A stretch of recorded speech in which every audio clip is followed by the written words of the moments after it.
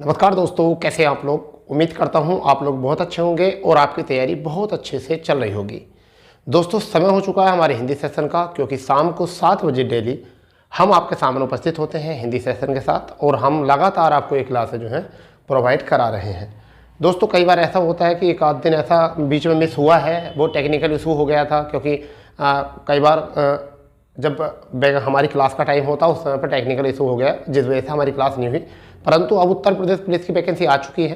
पिछली जितनी भी वीडियो हैं आप उनको अच्छे तरीके से देखकर नोट्स बना लीजिए और अच्छे तरीके से की पॉइंट इकट्ठे कीजिए जो हमने आपको शॉर्टली बताए हैं, क्योंकि अब उत्तर प्रदेश पुलिस आपको बार बार रिवीजन करने का मौका नहीं देने वाली है।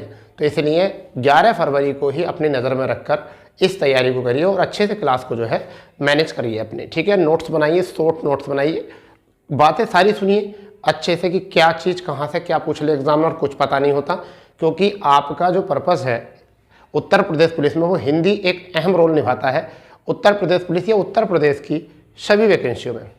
तो मैं उम्मीद करूंगा जितने भी बच्चे जो हैं वीडियो देख रहे हैं वो सभी लोग जो हैं अपने दोस्तों में ज़्यादा ज़्यादा शेयर कर देंगे, जिससे कि सेशन का पूरी तरीके से जो है सभी लोग अच्छे से फ़ायदा उठा सकें। ठीक है बच्चों, तो हम जो टॉपिक लेकर आ रहे हैं, हमने संज्ञा टॉपिक पढ़ा दिया था, सर्वनाम टॉपिक पढ़ा दिया था, यहाँ विशेषण करा दिया था, विशेषण की अवस्था करा दी थी। अब जो हमारा टॉपिक शुरू होता है विकारी शब्द ही है, वो हमारा क्रिया, जिसको अंग्रेजी में कहा जाता है वर्ब। तो बच्चा ये इतना अहम आपका टॉपिक है और सबसे ज़्यादा डाउट यहाँ बच्चों को होता है। आज हम इसमें कोशिश करेंगे कि आप लोगों को आसान वे में समझाना। और आज अगर आपने क्रिया पढ़ ली अच्छे से या हमारा पूरा सेशन क्रिया का देख लिया, तो फिर कभी ज़िंदगी में आपको क्रिया पढ़ने की आवश्यकता नहीं होगी। ठीक है, क्रिया पढ़ने की कभी भी आवश्यकता नहीं होगी। तो कई बार कुछ ऐसी चीज़ें होती हैं जो हमारे एग्जाम में आता, तो ये क्रिया जो है किस धातु से बनी हुई है, तो क्रिया कृत धातु से बनी हुई है। तो किससे बनी हुई है, पहली बात तो ये क्रिया शब्द, क्रिया शब्द किस धातु से बना है, तो धातु जो है वो कौन सी है, कृत धातु है। कौन सी, कृत धातु, जिसे हम क्या कह सकते हैं, कृत धातु कह सकते हैं, या क्रय भी कह सकते हैं, कैमर है, क्रय धातु कह सकते हैं। और क्रय धातु किससे बनी है, कै हलंती है और ऋषि। ठीक है भाई, ऋषि, तो इससे मिलकर बनी है क्रय धातु। तो क्रिया शब्द जो है वो क्या है आपकी, क्रिया शब्द धातु क्या है, कृत, और धातु किस क्या होता है, क्रय भी बोलते हैं, किससे मिलकर बना है, कै और ऋषि से मिलकर बना है। ठीक है बच्चा, तो ये तो होगी धातु। अभी हम बात करते हैं क्रिया की परिभाषा। परिभाषा क्या होती है, क्रिया की परिभाषा बच्चा मैं आपको बताना चाहूँगा। क्रिया कहते हैं आपकी क्रिया क्या है, जिन शब्दों से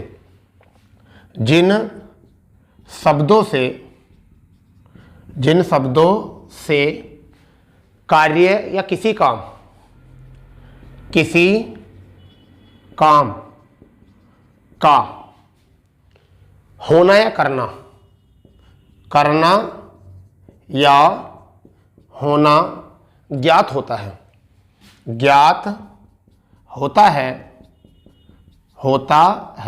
क्या कहलाती है, क्रिया कहलाती है। बस इतनी बात समझ लेंगे भैया, क्लियर। यानी कि जिन शब्दों से किसी काम का करना या होना ज्ञात होता है क्रिया कहते हैं। ठीक है, यहां पर एक की पॉइंट क्या है, क्रिया का मूल क्या होता है, धातु होता है। ठीक है भाई, नेक्स्ट, क्रिया का निर्माण धातु प्लस ना प्रत्यय से मिलकर होता है। क्रिया का मूल धातु होती है, क्रिया का निर्माण धातु प्लस ना प्रत्यय से मिलकर होता है।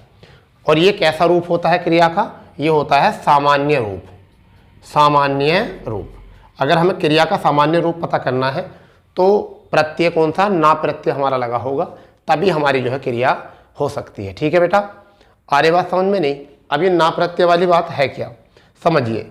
जैसे मैंने कहा लिख और प्लस के ना, तो लिख तो हो गई है धातु, ठीक है, और ना हो चुकी है आपकी प्रत्यय, ना जो प्रत्यय। इस तरीके से क्या बन गया शब्द, लिखना। ठीक है भाई, लिखना, लिख प्लस के ना, पढ़ प्लस के ना, तो क्या हो जाएगा बच्चा, पढ़ना। क्या हो जाएगा, पढ़ना। क्लियर। सो प्लस के ना, सो प्लस के ना क्या हो जाएगा बेटा यहाँ से? सोना। खा प्लस के ना क्या हो जाएगा बच्चा यहाँ से? खाना। ठीक है, हो गया यहाँ तक खाना। आ रही बात समझ में? पढ़ना। जा प्लस के ना, जा प्लस के ना तो क्या हो गया बेटा? जाना। ठीक है, आ रही बात समझ में? नहीं। खेल, खेल प्लस के ना, खेल प्लस के ना तो बच्चा क्या हो जाएगा यहाँ से? ये हो जाएगा खेलना। ठीक है, तो ये वो थोड़ी सी बात आपको यहाँ से याद करनी है। तो एक बार इसको रिकॉल करेंगे। क्रिया शब्द धातु से मिलकर बनी है और क्रिया का शब्द जो होता है वो धातु, और धातु कृत धातु होती है। धातु क्या है? कृत, और क्रय, कै और ऋषि। यहाँ से परिभाषा की अगर हम बात करें यहाँ पर, तो जिन शब्दों से किसी काम का होना या करना पाया जाता है या ज्ञात होता है उसे क्रिया कहा जाता है। तो क्रिया का मूल क्या होता है? धातु होता है। क्रिया का निर्माण धातु प्लस के ना प्रत्यय से होता है और वो सामान्य रूप होता है। जैसे कि लिख प्लस के ना बन जाएगा लिखना, तो धातु प्रत्यय मिलकर बना है। पढ़ प्लस के ना तो पढ़ना हो चुका है। सो प्लस के ना सोना हो चुका है। खा प्लस के ना खाना हो चुका है। जा प्लस के ना जाना हो चुका है। खेल प्लस के ना खेलना हो चुका है। तो मैं उम्मीद कर पा रहा हूँ कि आपको ये बात जो है अच्छे से समझ में आ रही होगी। तो आप इसको समझ लीजिए, पढ़ लीजिए सही से, नोट कर लीजिए अच्छे से। ठीक है, ठीक है भाई, करो इसको अच्छे से नोट। ठीक है भाई, ठंड तो बहुत हो रही है। ठीक है, ठंड तो बहुत हो रही है, मगर इस ठंड में ही आपको संघर्ष करना है। इस ठंड से ही लड़ते हुए अपनी तैयारी करनी है। इस ठंड से ही आपको लड़ना है और अपनी परीक्षा जो है अच्छे से तैयार करनी है और अपनी परीक्षा में विजय प्राप्त करनी है। उम्मीद करूंगा कि आपने ये चीज़ नोट कर ली होगी। उसके बाद में हम आगे बढ़ेंगे। क्या है? स्लाइड टू स्लाइड देखेंगे। एक एक स्लाइड का अगर नहीं भी लिखना चाहते हो, ठंड लग रही है, हाथ रजाई में है, ठीक है, तो ऐसा मान के चलिए इन्हीं को स्क्रीनशॉट ले लेकर बाद में नोट कर लेना। ठीक है बच्चा, चलिए आगे। अभी आपके सामने बहुत सारे प्रश्न चिन्ह आएंगे जो तुम्हें डाउट लग रहे थे, परंतु ये बहुत इजी चीज़ है। क्रिया बहुत इजी चीज़ है, जिसने पढ़ ली मतलब मौज आ जाएगा यहाँ से आज। ठीक है, पूरा सेशन देखेंगे अच्छे से। क्रिया के 2 क्लासें हो सकती हैं, क्रिया की 3 क्लासें भी हो सकती हैं। तो इसमें कोशिश करेंगे सारी क्लासों को हम अच्छे तरीके से देखेंगे। क्या होता है हमारा क्रिया में, क्या रूप होता है क्रिया का, क्या जरूरी है क्रिया में। ठीक है बेटा, अब एक दिन में तैयारी तो नहीं होती, एक दिन में सब चीज़ नहीं होती, मगर परंतु फिर भी पढ़ना तो है। ठीक है भाई, तो अब हम पढ़ने वाले हैं क्रिया के पद या क्रियापद। क्या पढ़ने वाले हैं? क्रियापद। चलो, क्रियापद। ठीक है, पद माने होता है पदबंध, यानी कि जब शब्द को, संज्ञा को जब वाक्य में प्रयोग होता है तो क्रियापद होते हैं। कितने प्रकार के होते हैं बच्चा? ये 2 प्रकार के होते हैं क्रियापद। क्रियापद बोल रहा हूं मैं 2 प्रकार के, क्रियापद बोल रहा हूं मैं 2 प्रकार के। जैसे एक तो होता है हमारा मुख्य क्रियापद, एक क्या होता है? मुख्य क्रियापद। ठीक है, दूसरा कौन सा होता है? दूसरा संयुक्त क्रियापद। दूसरा कौन सा होता है? सहायक क्रियापद। दूसरा कौन सा होता है? सहायक क्रियापद। सहायक क्रियापद ये होते हैं बच्चा। तो मुख्य क्रियापद का मतलब क्या होता है, सहायक क्रियापद का मतलब क्या होता है? तो वे पद, परिभाषा, वे पद जो वाक्य में क्रिया, वाक्य में क्रिया के मुख्य अर्थ के मुख्य अर्थ का बोध कराते हैं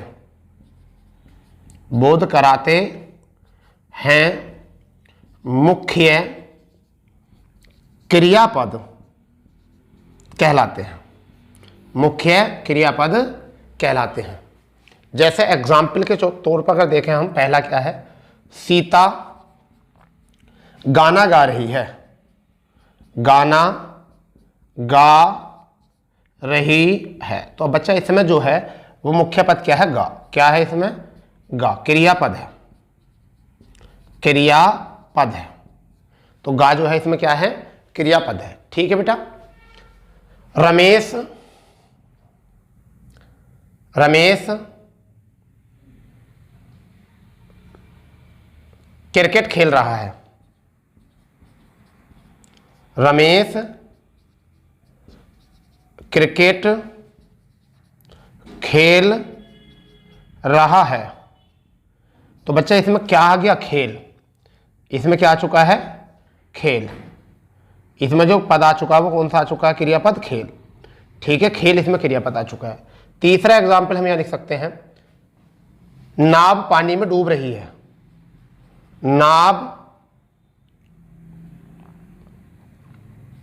नाव पानी में डूब रही है। डूब रही है तो क्या आ चुका है? डूब शब्द। ये क्रियापद है। ठीक है, तो अब आप यहां समझिए, एक बार फिर समझ लीजिए क्या है। क्रियापद दो प्रकार के होते हैं जो किसी वाक्य में, यानी एक तो होता है मुख्य क्रियापद, एक कौन सा होता है? मुख्य क्रियापद होता है बेटा, और दूसरा कौन सा होता है? सहायक क्रियापद होता है। ठीक है, अब बात करते हैं बेपद। बेपद जो वाक्य में क्रिया के मुख्य अर्थ का बोध कराते हैं। मुख्य क्रिया का मतलब मेन बात जो होती है, वो मेन वर्ब जो होती है वो कौन सी होती है? समझ गए? ये देखना है मेन वर्ब कौन सी होती है। एक होती है मेन वर्ब और एक होती है हेल्पिंग वर्ब। ठीक है भाई, तो ये कौन सी होती है? मेन वर्ब होती है। ये कौन सी होती है? मेन वर्ब होती है। कौन सी होती है? मेन वर्ब होती है। और बच्चा इसको क्या कहते हैं? इसे कहते हैं हेल्पिंग वर्ब। हेल्पिंग वर्ब, इसको बोलते हैं हेल्पिंग वर्ब। तो दो प्रकार की होती हैं। अब मेन वर्ब के भी बहुत सारे उदाहरण होते हैं, हेल्पिंग वर्ब के भी होते हैं, परंतु वो बात की बात है। तो क्या है, जो वे पद जो वाक्य में क्रिया के मुख्य अर्थ का बोध कराते हैं उन्हें मेन वर्ब या मुख्य क्रिया कहते हैं। सीता गाना गा रही है, तो इसमें गा हो गई। गाने को क्या कर रही है? गा रही है। क्या कर रही है? क्या सा पता चलेगा? रमेश क्रिकेट क्या कर रहा है? खेल कर रहा है। नाव पानी में क्या हो रही है? डूब हो रही है। क्या रही है? डूब रही है। यहां पर क्या है इसका उदाहरण, इसकी परिभाषा? बेपद जो, बेपद जो, बेपद जो, बेपद जो वाक्य में मुख्य क्रिया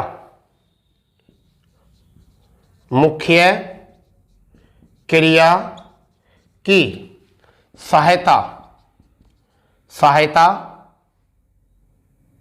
सहायता करके,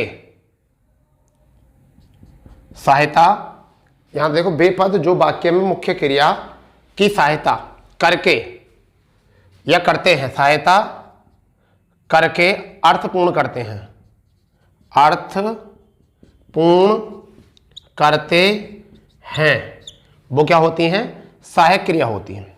वो क्या होती हैं? सहायक क्रिया। जैसे यहां पर सहायक क्रिया क्या हो जाएगी? मैं इसी में लिख देता हूं, सीता गाना गा रही है। ये हेल्पिंग वर्ब है। क्या है ये? रही है। रही है, इसमें क्या आ गया? रही है। ये हेल्पिंग वर्ब है। दूसरा रमेश, इसी में ही, रमेश क्रिकेट खेल रहा है। रहा है, तो यहां पर क्या आ जाएगा? रहा है। क्या आ जाएगा? रहा है बच्चा। ठीक है, आगे बात समझ में। तीसरा यहां से उठा सकते हैं हम, नाव पानी में डूब रही है। नाव पानी में डूब रही थी। चलो थी से कर लेते हैं, तो यहां पर हेल्पिंग करके आ जाएगा रही थी। रही थी। ठीक है बेटा, तो हमें यहां तक पता चल गया कि गा जो है वो मुख्य क्रिया है, खेल मुख्य क्रिया है, डूब मुख्य क्रिया। इसका पता कहाँ कर लिया हमने? यहाँ कर लिया है। देखिए, गा, खेल और डूब, जबकि रहा है और रही थी, ये यहाँ पर क्या आ गई? इसकी हेल्पिंग करने के लिए आ चुकी हैं। ठीक है बेटा, नोट कर लो इसको फुर्ती से नोट करो, इसको अच्छे से नोट करो, क्योंकि एक एक टॉपिक को, एक एक मैटर को अच्छे से समझेंगे तब जाके हमें बात बन पाएगी, तब हमारी बात अच्छे से बन पाएगी। ठीक है बेटा, क्योंकि कई बार ऐसा होता है कि हमें सही चीज़ का जो है ज्ञान नहीं होता,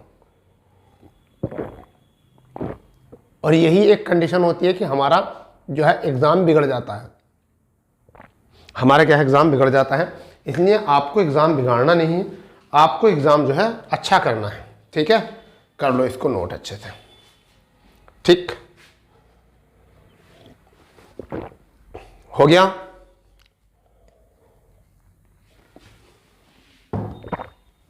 चलिए, बहुत अच्छी बात है, आपने कर लिया होगा। अब हम आगे पढ़ेंगे क्रिया के भेद। अब जो मैं टेबल आपको बनाने वाला हूँ क्रिया के भेद, उसको बड़े अच्छे से नोट करेंगे, बहुत अच्छे से नोट करेंगे, ठीक है। उस टेबल को इतना अच्छे से नोट करेंगे कि मतलब मज़ा आ जाना चाहिए बिल्कुल, ठीक है। आपको लगना चाहिए कि हाँ, हम बार बार रिवीजन नहीं करेंगे, हम बार बार रिवीजन नहीं करेंगे, ये बात आपके माइंड में आनी चाहिए। तो हम बात कर रहे हैं क्रिया के भेद, क्रिया के भेद, ठीक है। Type of verb, type of verb. तो हम यहाँ लेकर जाएंगे, वो कितना लेकर जाएंगे, थोड़ा सा आगे लेकर जाएंगे इस चीज़ को। और देखिए, थोड़ा सा आगे लेकर जाएंगे, कुछ और ज़्यादा नहीं, बस ऐसा समझो। क्रिया के भेद डाल लो हेडिंग। एक होता है कर्म के आधार पर।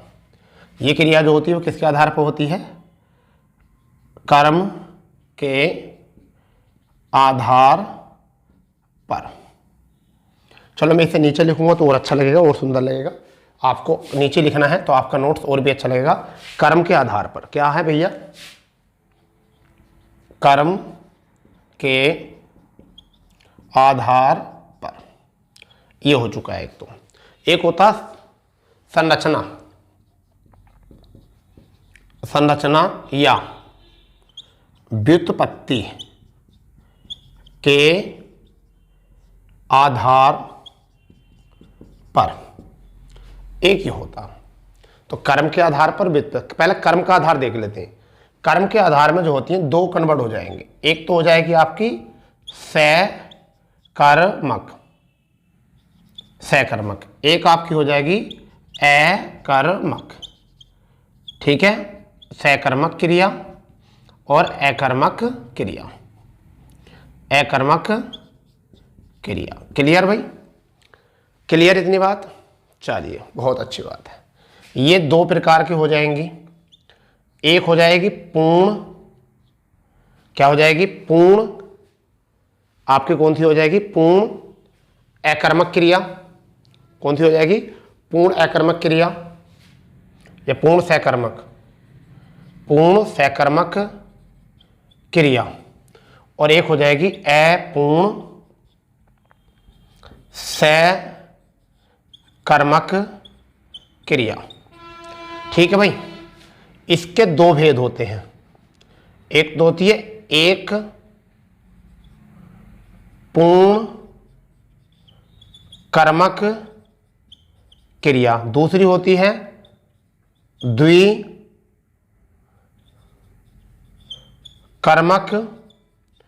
क्रिया। समझ गए, समझ गए ना इस बात को। ये क्या होती है, सकर्मक क्रिया होती है। सकर्मक क्रिया दो प्रकार की होती है। एक तो एक होती है आपकी पूर्ण सकर्मक, एक होती है अपूर्ण सकर्मक क्रिया, ठीक है। अब जो पूर्ण सकर्मक क्रिया होती है वो कितने टाइप की होती है, दो टाइप की होती है। कितने टाइप की होती है, दो टाइप की होती है। एक तो एक कर्म वाली होती है और एक से अधिक यानी दो कर्म वाली क्रिया होती है। इस टेबल को अच्छे से समझ लेंगे बेटा, ठीक है। उसके बाद में अपूर्ण अकर्मक क्रिया जो होती हैं वो दो ही होती हैं। एक तो होती है आपकी पूर्ण अकर्मक क्रिया, ठीक है। दूसरी जो होती है वो होती है अपूर्ण अकर्मक क्रिया, ठीक है बेटा। ये होती हैं दो, आराम से अच्छे से समझ लो। यानी कि कर्म के आधार पर जो होती है, एक तो सकर्मक क्रिया होती है, एक अकर्मक क्रिया होती है। सकर्मक क्रिया जो होती है पूर्ण सकर्मक क्रिया, इसके दो भेद होते हैं, एक कर्म वाली और द्विकर्म वाली। एक होती है आपकी अपूर्ण कर्म क्रिया, सकर्मक क्रिया। अकर्मक क्रिया जो होती हैं वो पूर्ण के अकर्मक और आपकी अपूर्ण अकर्मक, ठीक है बेटा। अब यहां से देखिए यहां पर कौन कौन सी होती हैं, रास्ता न चला। सबसे पहला होती है सामान्य क्रिया, सामान्य क्रिया। कौन सी होती है, सामान्य क्रिया, ठीक है बेटा। इसके बाद में होती है संयुक्त क्रिया। इसके बाद में कौन सी होती है? संयुक्त क्रिया। कौन सी होती है? संयुक्त क्रिया। संयुक्त क्रिया। फिर होती है सहायक क्रिया। सहायक क्रिया या इसी को कहते हैं रंगत क्रिया। रंगत क्रिया क्या बोलते हैं इसको? ही रंगत क्रिया या सहायक क्रिया बोल देते हैं या रंगत क्रिया कहते हैं। एक होती है आपकी नाम धातु। नाम धातु क्रिया। नाम धातु क्रिया या नाम धातु क्रिया या नामित क्रिया। नामित क्रिया। ठीक है भाई, नाम धातु क्रिया है, नामित क्रिया। ठीक है। एक जो होती है वो प्रेरणार्थक क्रिया होती है। कौन सी होती है? प्रेरणार्थक क्रिया। ठीक है, ये दो प्रकार की होती है। प्रेरणार्थक क्रिया कितने प्रकार की होती है? दो प्रकार की होती है। ठीक है, वो कौन कौन सी होती है प्रेरणार्थक? दो प्रकार। एक तो होती है प्रथम प्रेरणार्थक। प्रथम प्रेरणार्थक। एक होती है द्वितीय प्रेरणार्थक क्रिया। ये भी क्रिया और ये भी क्रिया। तो प्रथम प्रेरणार्थक और द्वितीय प्रेरणार्थक। ठीक है भैया। एक होती है पूर्वकालिक क्रिया। पूर्वकालिक क्रिया। पूर्वकालिक क्रिया बेटा। ठीक है। एक जो होती है आपकी वो होती है कृदंत क्रिया। कृदंत क्रिया। कृदंत क्रिया। ठीक है। तो संरचना व्युत्पत्ति के आधार पर क्या होती है? सामान्य क्रिया होती है, संयुक्त क्रिया होती है, सहायक क्रिया या रंगत क्रिया बोलते हैं, नाम धातु क्रिया या नामित क्रिया बोलते हैं। प्रेरणार्थक क्रिया दो प्रकार की होती है। प्रथम प्रेरणार्थक क्रिया, द्वितीय प्रेरणार्थक क्रिया होती है। पूर्वकालिक क्रिया होती है, कृदंत क्रिया होती है। ठीक है। तो एक बार इसका स्क्रीनशॉट ले लो या इसको आप नोट कर लीजिए। मैं एक बार देख लेता हूं कि कहीं ऐसा तो नहीं कि आपको जो चीज़ें आपको दिखानी है वो आपको चीज़ें दिख रही हैं या नहीं दिख रही। तो मैं उम्मीद कर रहा हूं कि आपको सब चीज़ें जो हैं अच्छे से दिख रही हैं। ठीक है, बढ़िया से दिख रही हैं आपको, बहुत अच्छे से ये जो है दिख रही हैं। ठीक है बेटा, आई होप आप भी समझ गए होंगे। चलो एक बार रिकॉल कर लेते हैं। क्या है ये। तो क्रिया के भेद होते हैं, कर्म के आधार पर होते हैं। तो एक होता है सकर्मक क्रिया, एक होता है अकर्मक क्रिया। सकर्मक क्रिया दो भागों में होती है। एक होती है पूर्ण सकर्मक क्रिया, एक होती है अपूर्ण सकर्मक क्रिया। जो पूर्ण सकर्मक क्रिया होती है वो दो रूप होते हैं। एक पूर्वकालिक होती है और एक द्विकर्मक क्रिया होती है। एक तो एक पूर्ण कर्मक होती है, इसे एक कर्मक लिख लो, पूर्ण की जगह एक कर्मक। क्या लिख सकते हैं? एक कर्मक क्रिया। एक कर्मक क्रिया, एक कर्मक क्रिया। फिर दूसरा क्या होता है? द्विकर्मक क्रिया। फिर सकर्मक अपूर्ण कर्मक में क्या होती है? एक होती है पूर्ण अकर्मक क्रिया, एक होती है अपूर्ण अकर्मक क्रिया। ठीक है, इधर हो गया कर्म के आधार पर हो गया। ठीक है, कर्म के आधार पर हो गया है। संरचना या व्युत्पत्ति के आधार पर जो होती हैं ये भिन्न प्रकार की होती हैं। एक होती है सामान्य क्रिया जनरली। ठीक है, एक आपकी होती है संयुक्त क्रिया जो मिलकर आती है। एक हेल्पिंग वर्ब होती है सहायक क्रिया या रंगत क्रिया। एक आपकी नाम धातु है, जैसे लाठी से लठियाना, बात से बतियाना, इस तरीके से। प्रेरणार्थक क्रिया में आना बाना होता है। इसमें आना लगा होता है, आना लगा होता है। ठीक है, इसमें बाना लगा होता है। क्या लगा होता है? बाना लगा होता है। क्लियर भाई? ठीक है। पूर्वकालिक क्रिया और कृदंत क्रिया। पूर्वकालिक क्रिया और कृदंत क्रिया। पूर्वकालिक जो पहला क्रिया होती है उसे कहते हैं कृदंत, जो आपकी धातु से बनती है उसे कहते हैं कृदंत क्रिया कहते हैं। ठीक है बेटा, तो ये आपका होना चाहिए कि इतने प्रकार की जो होती हैं ये क्रिया होती हैं, इतने प्रकार से क्रियाओं का निर्माण होता है, व्युत्पत्ति होती है। ठीक है, ये क्रियाओं के आधार, कर्म के आधार से इतनी क्रिया हो जाती है। ठीक है बेटा, मैं उम्मीद कर रहा हूँ कि आपको ये चीज़ जो है समझ में आ गई होगी। ठीक है, चलिए ऐसा करते हैं, इसके बाद देखते हैं कि क्या कंडीशन है आगे। ठीक है भाई, क्योंकि आपने इतना समझा है, आपने इन बातों को अच्छे से समझ लिया है। ठीक है भाई, आपने अगर इन बातों को अच्छे से समझ लिया है तो बहुत अच्छी बात है। ठीक है, पहले आपको ये टेबल याद करना है। पहले जो है आपको ये टेबल याद करना है। ठीक है, पहला आपको ये टेबल याद करना है। अगर ये टेबल आपका याद हो चुका है तो फिर एक बार रिकॉल करेंगे सारी बातों को, एक बार रिकॉल करेंगे, मतलब जिन शब्दों में से किसी क्रिया या काम करने या होने का ज्ञान होता है उसे क्रिया कहते हैं। क्रिया का मूल धातु होता है। क्रिया विकारी शब्द होता है। क्रिया कैसा शब्द होता है? विकारी शब्द होता है। अब यहाँ पर एक बात हो जाती है आपकी, एक बात और आती है कि क्रिया में परिवर्तन किस किस चीज़ से होता है। तो क्रिया में जो परिवर्तन होता है किससे होता है?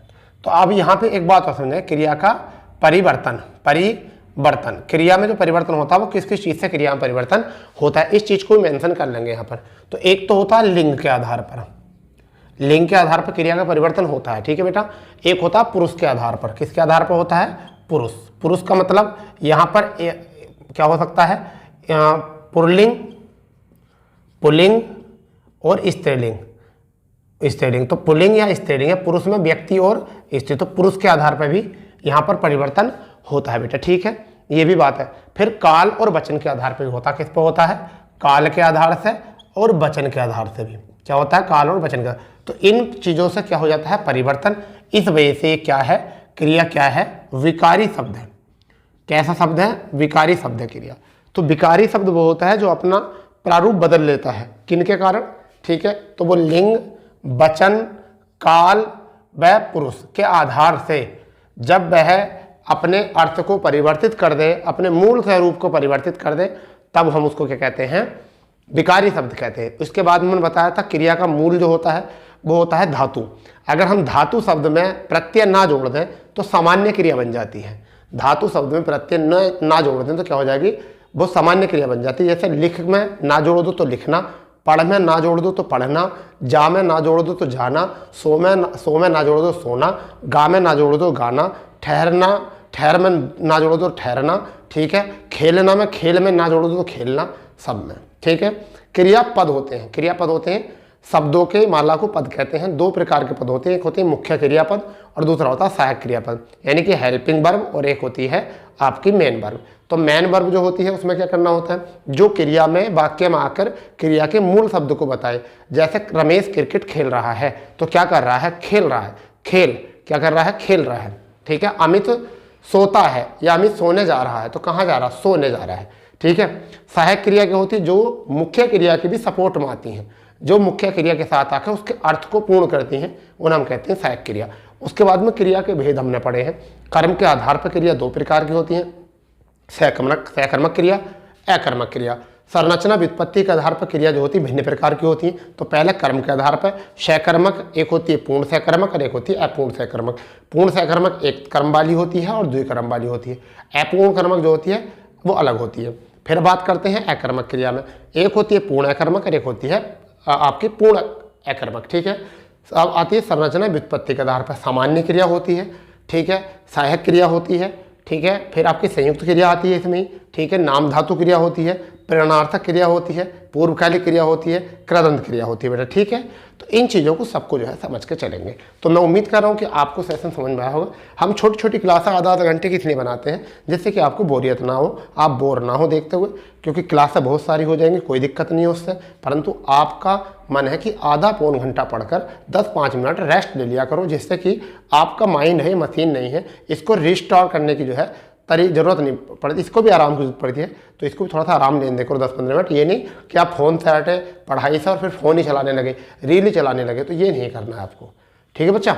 चलिए कोई दिक्कत नहीं है, ठीक है। अगले सेशन पर आप मिलते हैं हम आपको इसी समय पर, ठीक है बच्चों। तो अगले सेशन पर करते हैं कि क्रिया से आगे क्या है। पहले हम पढ़ेंगे कर्म के आधार पर क्रिया, फिर पढ़ेंगे संरचना के आधार पर क्रिया का पूरी तरीके से ना पोस्टमार्टम कर देंगे अच्छे से, ठीक है बच्चा। तो अगर सेशन में मजा आया हो तो जो चैनल पर नए वो चैनल को सब्सक्राइब करेंगे, बेल आइकन दबाएंगे और लाइक भी करेंगे, और ज़्यादा से ज़्यादा अपने दोस्तों में शेयर करो, जिससे कि उनको भी अच्छी से और फ्री में यह अपनी तैयारी करने का एक मौका मिल सके, ठीक है बच्चों। तो मिलते हैं ऐसी दमदार क्लास के साथ, जब तक के लिए जय हिंद, जय भारत, वंदे मातरम।